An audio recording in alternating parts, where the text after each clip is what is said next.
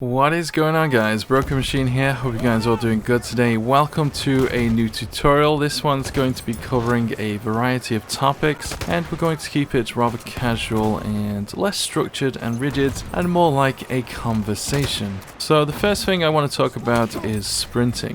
Far too many people in Battlefield 1 are sprinting all over the place, and if you're sprinting too much, you're going to be missing out on a ton of information and more than likely put yourself at a disadvantage when it comes to positioning and being able to aim down sight quickly. If you don't know this already, if you're sprinting, it's going to take longer to aim down sight, so the player who stood still is going to be usually at a bigger advantage. So got to keep that in mind as you move around the map. Do recommend you reduce your sprinting as much as possible. If you do want to sprint and be more aggressive, one good thing I'd recommend is, I guess people call it stutter stepping. I'm not sure if this is the right term, but basically what you do is, instead of sprinting across the length of this building, for example, you would sprint about halfway or just a few feet at a time. Hopefully by doing this you'll be more ready to aim down sight and win more gunfights. And of course, if you're not just sprinting all the time and all over the place, you'll be able to take in more of what's around you, and it's not just going to be a big blur that you're just going to ignore and completely forget. So do recommend you slow down a bit. There's so much information around you that if you miss it, you may miss enemies in buildings, for example, and it's going to put you at a massive disadvantage. I know it's so simple and it's probably so obvious to so many players, but you know, I see it all the time. People are just rushing in, they're not thinking about what they're doing, and it's putting them at a disadvantage. So keep that in mind and use that technique as much as possible.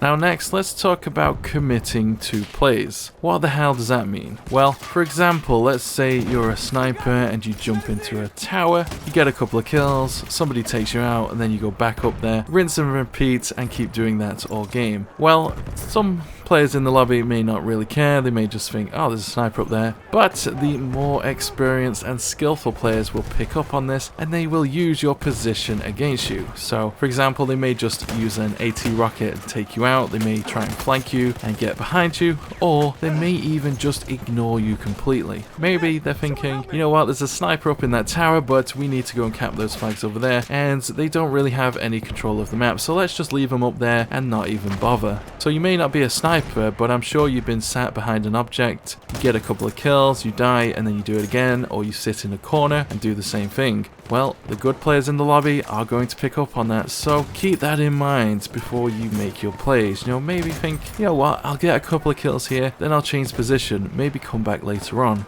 You need to be thinking about this when it comes to your opponents as well. You know, if there's a sniper in the tower, do we really need to engage? Maybe not. Maybe, you know what? He's not near us. He's not near a flag we really need. Let's go cap the other flags and come back and get rid of him later. You know, look at the players that are camping and decide, you know what? We don't really care. You know, so often, you know, players, they may have the advantage when it comes to gunfights, but when it comes to overall map control, their positions are pretty weak. So, you know, have a gander, take a look and decide, you know what, maybe it's not the right play to make. Another way to think about it is kind of like playing chess. If you just sit down straight away and pick up a piece and just start making moves, your opponent is going to be like, okay, this guy is a bit reckless, they're not really thinking about the plays they're going to make, maybe this is a bit of a weak player, and they're going to use that information against you. So as you're moving around the map, you know, try to think about the plays you're making. If you sit in a sniper tower again and again and again, people are going to realize this. Same with sitting in corners, same with any kind of defensive kind of play. Try not to be too predictable. Same with shotguns, you know, I see people, they run around with shotguns all the time, like on Argonne Forest, and you know what, I just say, okay, I'm not going to engage that guy, I'm going to let him do his thing, and I'm going to sit back and take him out while he's out in the open, rinse and repeat, do that again and again and again, and they're going to get frustrated, probably send me a hateful message. Always be, you know, just trying to think about the plays you're making and whether or not you're committing to a certain type of play that a more skillful player in the lobby is going to pick up on and put you at a disadvantage. Another thing there, letting things happen. A lot of people don't let things happen in front of them. They're always just constantly trying to react, trying to just push up the map and be aggressive. If you check out my highlight videos, if you're paying attention, you'll notice something subtle that I do really often, and that is I kind of just let things happen in front of me. So, for example, let's say I'm moving through an area and there's a bush in front of me. I'll sit in that bush and let the enemies go by, and once they do, when I think they feel all safe, I'll jump out and take them out in one go and get a nasty kill feed and kill streak. You got to be doing this as well.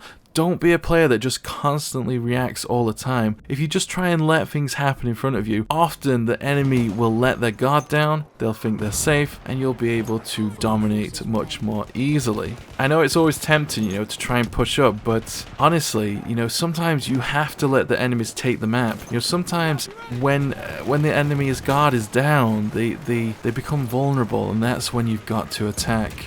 This is especially important in Conquest. One thing that I do is sometimes, and in Operations as well, it's really important in Operations, is sometimes I'll trip the flag, but I won't cap it. I'll just step on it for a brief moment, let the enemy team know that there's someone there, and what happens is all the players just come rushing in. They let that flag being taken kind of blind them. They don't check the corners, they don't check what's going on, and often you can get right behind them, take them out, and get a better position on them, and let your teammates spawn in as well. So when it comes to Conquest and Operations, don't always just be jumping straight on the flag and trying to capture it on the first go. Sometimes just trip it and see what happens. On maps like Foul Fortress, sometimes you can trip it, take a step back, and all the snipers will just pop out and reveal where they all are. And then you can use that information to decide, like, you know what? Do I really want to jump on this objective? You know what? Maybe not. Maybe not. Maybe we should go elsewhere. Maybe cap a different flag. Maybe come back when it's a little bit more safer and when we got some more teammates. So again, try to let things happen as much as possible. I'm not saying just let the enemies walk over you. Sometimes if the enemies are about to bunch up and you can throw a grenade on them, let them do it. Take advantage of it.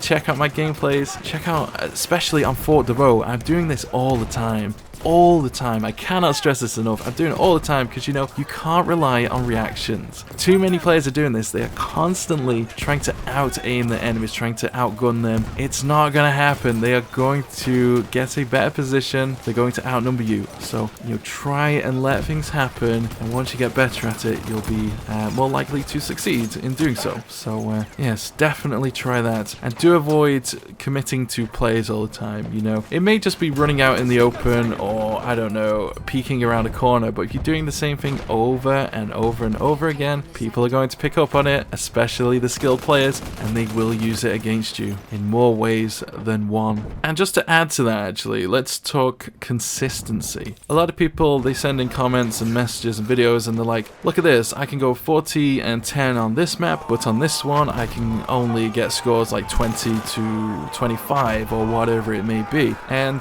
I'm like, okay, well, what do you mean by consistency? I can see that, yeah, your aim is pretty good here, your reaction times are good, but your positioning is terrible. The only reason you do well on, I don't know, say Argonne Forest is because your aim is pretty good, but when it comes to an open map like Foul Fortress, your positioning sucks. So when it comes to consistency, you've got to ask yourself, okay, you've got good aim, but your positioning sucks. The reason you suck on this map is because of your positioning, whereas on other maps where positioning isn't that important, you're winning all these gunfights with aim, and that's great, be good at aim, but you got to be good at positioning, and positioning is all. That's what consistency is about. If you're not good at positioning, you're not going to be consistent. You may be rushing about all over the place, but what you're doing is it's not just reactions, it's because you're able to, you've got good positioning where reaction times shine. Does that make sense? If you're being aggressive, say on Argonne Forest, and you're doing really well all the time, it might be down to reaction times, but part of it is positioning as well. You've got to look in that and see, actually, you're quite good at positioning on this map, but on the open maps, you're not very good. Maybe it's a defensive kind of positioning that's not really working for you. That's where you need to improve, and that's where you'll become more consistent once you improve on it. Am I rambling here? Probably am. So, consistency, you know, it's a massive topic and there's loads of things to talk about, but often it is about positioning. It really is. So check out my other videos on positioning fundamentals. I'll link that down below in the pinned comments and in the video description as well. That video is so important. A lot of people, you know, they don't work on their positioning. They are constantly relying on reaction times, and it can only do so much. You know, just like I said before about letting things happen and committing to plays. You gotta learn those things, don't rely on your reactions. And lastly, let's talk about one last thing, and that is acceptance. A lot of people, when they play, they kind of bring what they've experienced in a previous map to the next one. And that's great, you know, obviously you need to learn from previous games and whatever, but what you did in the previous game doesn't necessarily apply to the next one. You've got to accept what the game is right now as it is. The situation you're in, you've got to accept it for what it is, and too many people don't do that. They go from one game and they go, oh look, I got a triple feed on this map, or I did a massive kill streak on this match here yesterday in this area, or maybe I sniped a ton of guys in this spot here, I could totally do it on the next game. And then they come to the next game, they can't hit a triple feed, they're constantly getting outnumbered, constantly getting outplayed, they can't snipe because somebody else on the other team is sniping as well, so they can't sit in that spot that served them well in the previous game, and they get frustrated. They're like, Machine, what's going on? I did really well here, but on this map I can't do it. Why? I'm doing the right things. And the question you got to ask yourself, are you doing the right things? Probably not. You know, it's good to learn from previous games. You know, that's perfectly fine. But each map, each match, each game, team is completely different game after game. You know, you've got to try and get into that mindset of approaching each match as its own. Learn from the previous one, but you've got to approach the next one, you know, as its own game. Hopefully I've explained that well.